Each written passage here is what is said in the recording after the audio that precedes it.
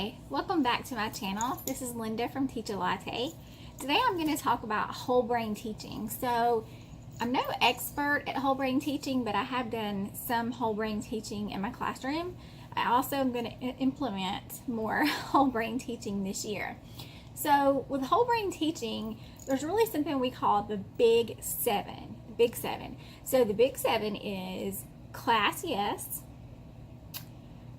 the 5 classroom rules, teach okay, mirrors, switch,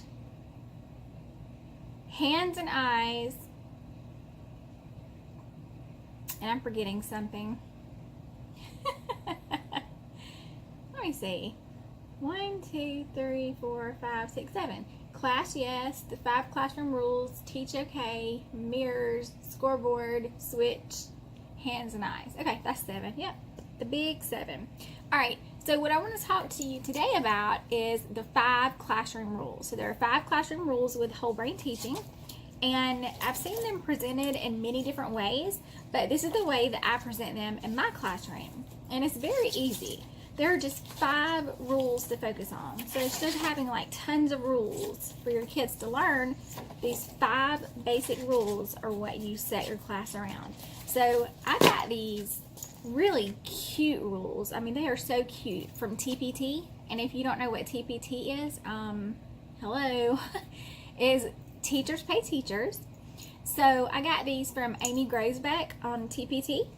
So rule number 1, which is this one, so cute, is follow directions quickly. Quickly. As soon as I give you the direction, you follow them. Rule number 2, raise your hand to ask for permission to speak. Because think about how many times those kids get up out of their seat. If they're constantly getting up, or if they want to say something, you can't have everybody saying something at the same time. So I love that rule. Rule number 3, raise your hand for permission to leave your seat. So 2 and 3 are kind of 2 of my biggest rules. Number 2 said, raise your hand for permission to speak. Number 3, raise your hand for permission to leave your seat. Now, the way I do it in my class is I use hand signals. So they raise their hand and they show me a hand signal, like a 1 for a drink of water, or a 2 to sharpen a pencil, or like this is the bathroom. Like I have a few different signals, four different signals for them to use. And if it's something other than that, they can just raise their hand, but they know what they can raise their hands for. All right, rule number 4, make smart choices. And rule number 5, keep your dear teacher happy. I thought this was so cute. This one's presented like in different ways, but this is my favorite way that it's presented. So these are just the 5 classroom rules that you should follow when using whole brain teaching. I cannot speak today. When you are using whole brain teaching. So if you would like to know more about whole brain teaching, just keep watching my videos. Hit the subscribe button. Also click that little bell so you'll get notifications, and move on to my next video, which will be class yes. Okay, the next strategy that I'm going to talk about is called class yes. This is very simple. It's a callback, it's a response, very simple. It's an attention getter. It's a way to get their attention. So you can start off by saying, you practice, you say class, they say yes. So they copy how you say it to make it more fun. So you can say class, they would say yes. You could say class, they would say yes. I mean, you could just make it fun, or you could just say class and they could say yes. After they're used to doing this and they're giving you 100% of their attention, they're all doing it. They're not just saying yes, but they're looking at you and paying attention, and they know it's time to get quiet. Then you can start saying class, class, and they'll say yes, yes. Class, class, yes, yes. After that, you can say classity, class, and they'll say yesity, yes.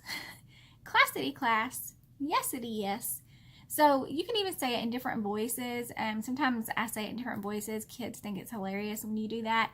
But the whole point is for them to know that is your attention getter. It is time to give me your attention now. So it could be anywhere. It could be, I use this in the hallway, when we're transitioning. I've used this inside the classroom, outside the classroom. It doesn't matter where we are. I can always say this, class, class, and they'll say yes, yes. So very simple, right? Easy. The thing to remember with this is to always start off with class. Before you teach them anything else, no matter what the grade level is, you need to practice.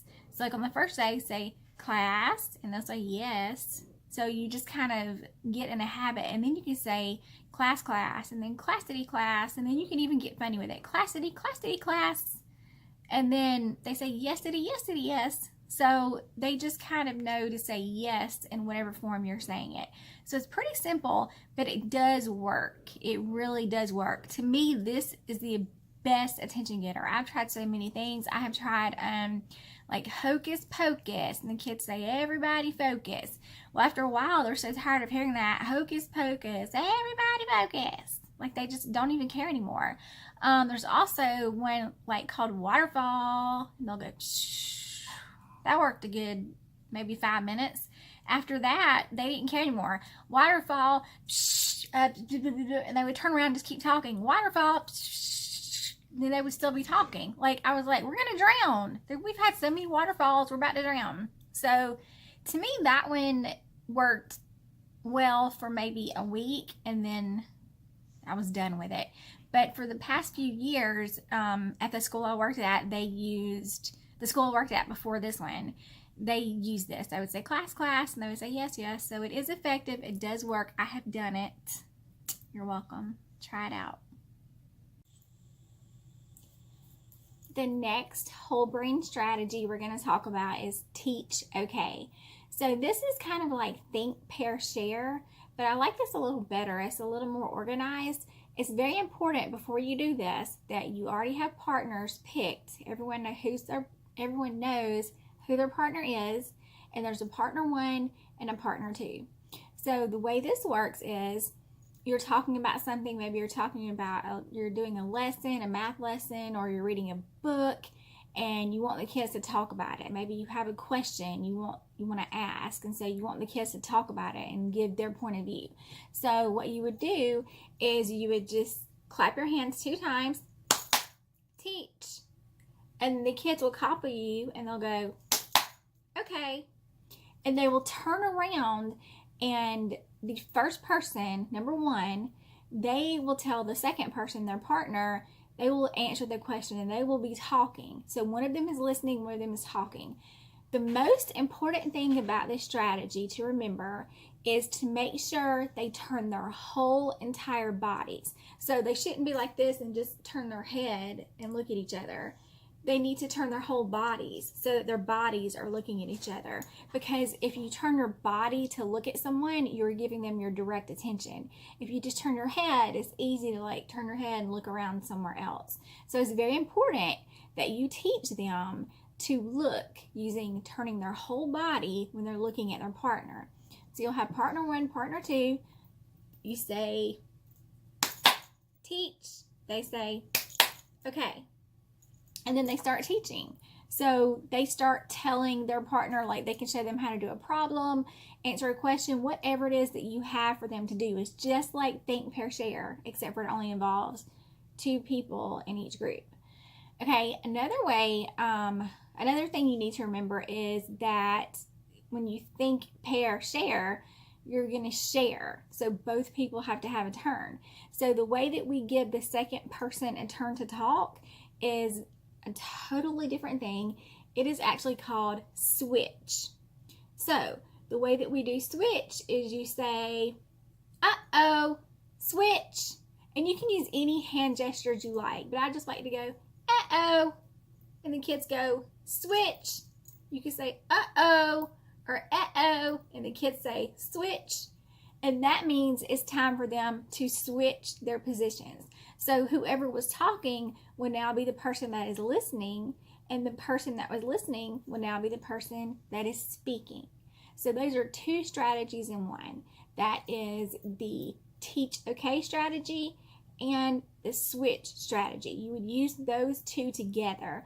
You really wouldn't want to do class or anything like that to get their attention when you're doing this, because you want to have them in that routine. So that's why we use switch. So you would say teach, and they would say okay. Then partner one knows they go first, and then when you say uh-oh, the kids will say switch, and then they just turn and take turns. So it's the next person's turn. Make sure they are using that body language. Make sure they are facing each other, their whole bodies, not just their faces. And that was 2 for 1. Okay, I just realized that I should probably go ahead and give you another strategy along with these. So I'm going to go over the third strategy. So this strategy is called hands and eyes. So let's say you go teach, and the kids go okay, and then they're teaching, they're doing their thing, they're think, pairing, sharing, and then you say uh-oh, and the kids say switch, and they switch partners. So the person that was talking is now listening, the person that was listening is now talking. Okay, so what do you do when you want them to stop, right? So when you want them to stop talking, you can't say that again. You can't say switch, uh-oh, switch, because you don't need to switch. Now you want them to be focused. You want them to turn around and focus on you. So the way that we do that is called hands and eyes. And it's very important that you explain to your students before you ever use the strategy.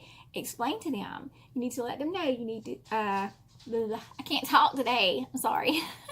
You need to let your students know that when they hear hands and eyes, you want them to say hands and eyes and to pay attention, because you have a very important point that you're about to make. Whatever you're about to say is very important. So usually you only use this when you're going to be doing, after you do like a teach okay, and then you do the switch, then you do hands and eyes. That lets them know it's time to give me your attention. I'm about to tell you something important. That's when you're going to go over the lesson or whatever. Just make sure it's something important so that they know you're not going to say this just for any reason. This is something that is important that they need to focus on. So what you would do is you would say teach. They would say okay. So they're there teaching, right? And then you say uh-oh, and they say switch. So they switch, and the partner that was the listener is the talker, and the talker is the listener. And then you say hands and eyes, and they repeat, and they say hands, and they clasp their hands like this, put them together, hands and eyes, and they put their hands down and their eyes on you. Now, if they're sitting on the floor, they can keep their hands like this and put their hands in their lap. If they're at their desk, they put their hands like this and they put it on their desk. Y'all, this is like amazing, because there are so many students who like to touch things, like to have pencils, or to be doing like this, or tapping on their desk, or just to be doing something with their hands, and they're not really paying you attention. So this avoids that, because this is like hands and eyes. That's all you have to say, hands and eyes. And then their hands are in their lap or on their desk, and their eyes are on you.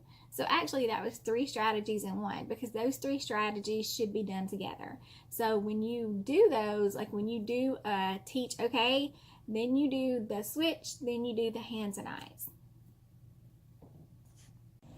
Okay, the next strategy that I'm going to talk about for whole brain teaching is actually called Scoreboard, and it's just like it sounds. It's like a scoreboard.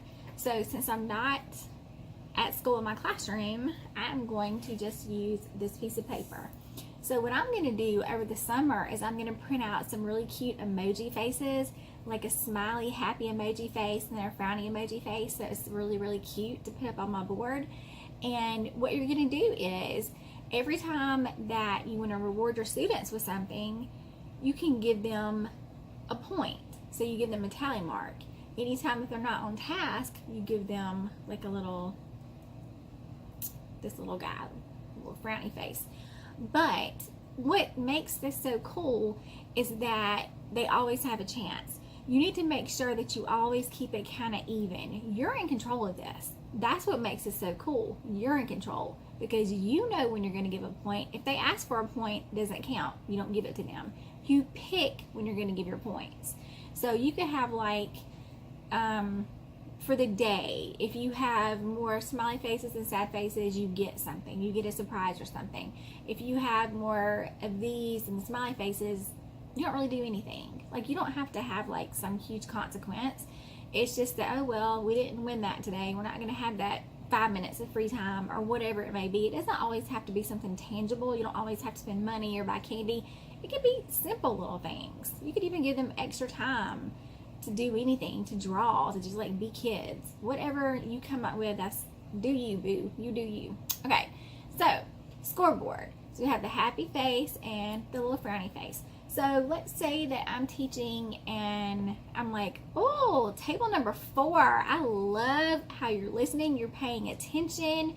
No one is talking. You're working hard. All right. So I'm going to give everybody a point.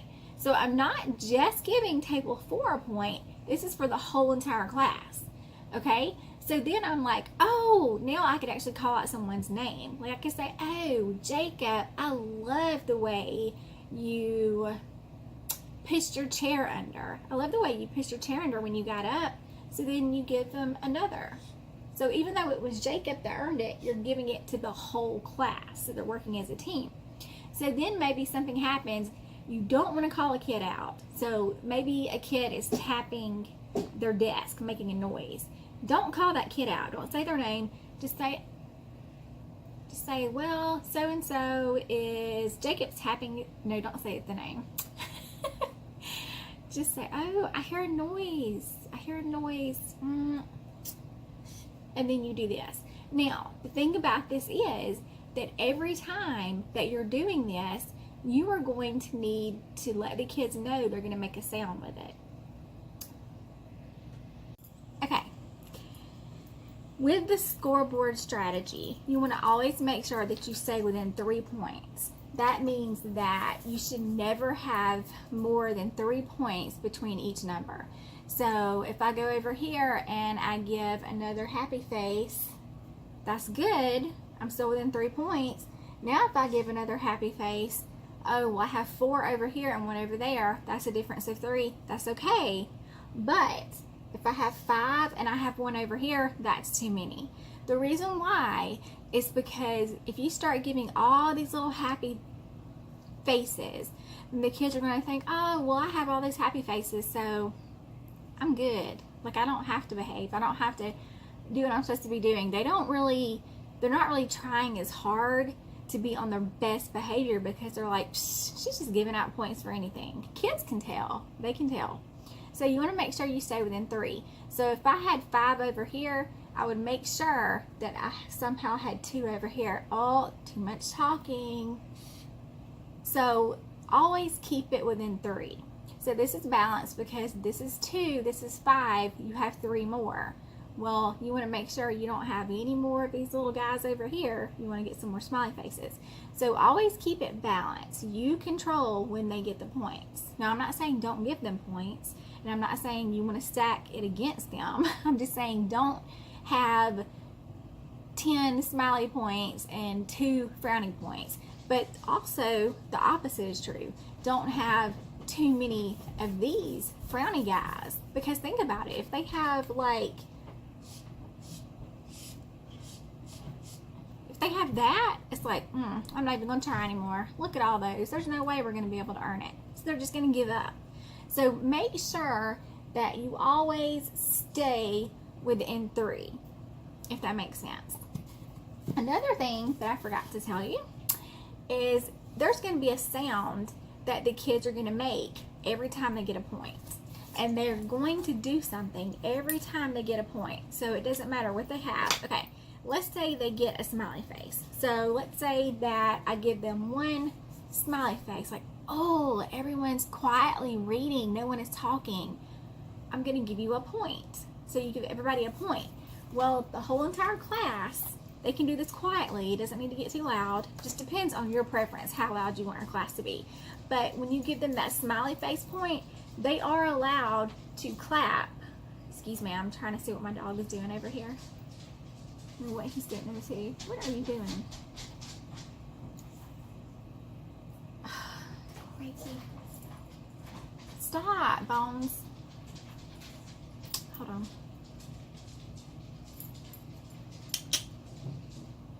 Go play. Okay, I'm sorry. So let's say they got one of these guys, one of these good points. They could say, oh yeah. And that's it. No more clapping. Just, oh yeah. Oh yeah. That's it. They're only going to do it one time. So let's say, oh, class, you're doing such a good job. I like the way you're working with your partner. You're working in pairs. I like the way you're collaborating. I'm going to give you a happy face. Then the kids, when you put it up there, the kids will say, oh, yeah.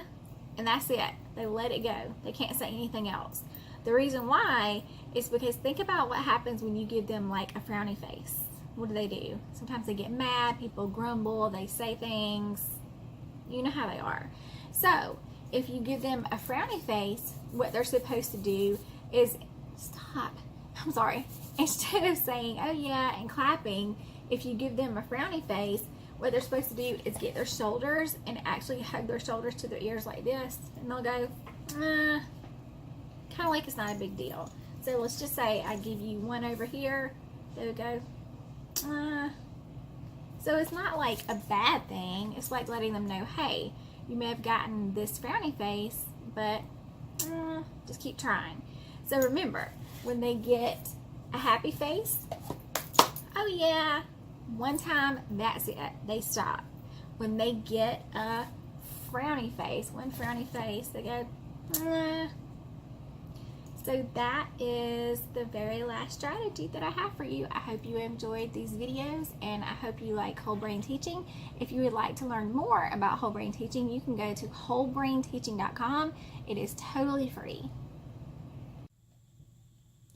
The very last strategy that I'm going to talk about in whole brain teaching is actually called mirrors. This is one of my favorite strategies because I think it's just so fun. So mirrors is just what it sounds like. It's just like you're a mirror. So you want to tell the kids, let's test off our mirrors and see if it works. So they are supposed to do whatever you do. They are the mirror. So whatever you do, they have to do it. So let's say, all right, let's test off our mirrors. Let's dust off our mirrors. And you act like you're dusting off your mirror or do something like that to get their attention. So you start out without using any words, okay? So they know when you say hands up, they put their hands up. That means we're about to do mirrors, okay? So you say hands up, and everybody puts their hands up. And then you can say, let's test out our mirror. I think our mirror's dirty. And they should be copying you. They should be doing exactly what you're doing. Okay, so then you start doing other things like, I mean, you could do silly things as long as you have them doing exactly what you're doing. And then you say hands up. So they go back to this position for mirrors. So then after you play with this a while and after they understand the concept and they do it, and it will be kind of silly at first. They'll kind of play around and they'll think it's silly at first. But after you have taught them hands up means that we're about to do mirrors, and after they're used to doing the mirror and they can copy you, then you start adding in words. So for example, if I want to teach vocabulary, so say I want to teach about a noun. So I would just do some type of hand gesture. Doesn't matter what it is, as long as you're moving. The whole point is to get moving and to get the kids moving. So I would say hands up, have your hands up, and I would say a noun is a person, place, or thing. And then they would say a noun is a person, place, or thing. But you can do any hand movements. It doesn't matter what hand movements you do. Whatever you do, they're going to copy you. So you could try this out with a few different things. It just helps them remember those words. Like doing something with your hands and your body helps you remember what you're doing. And they're totally focused because they're trying to copy you. They want to be a mirror. So they're trying to do exactly what you're doing. So this is like getting their attention because they're able to move. They're able to move their hands, move their body while they're actually listening to you. They're actually learning something. You have to be careful with mirrors because they will start acting very silly. So I suggest you do this for probably about a week. I mean, like, especially if you're going to start this at the beginning of the school year. Excuse me.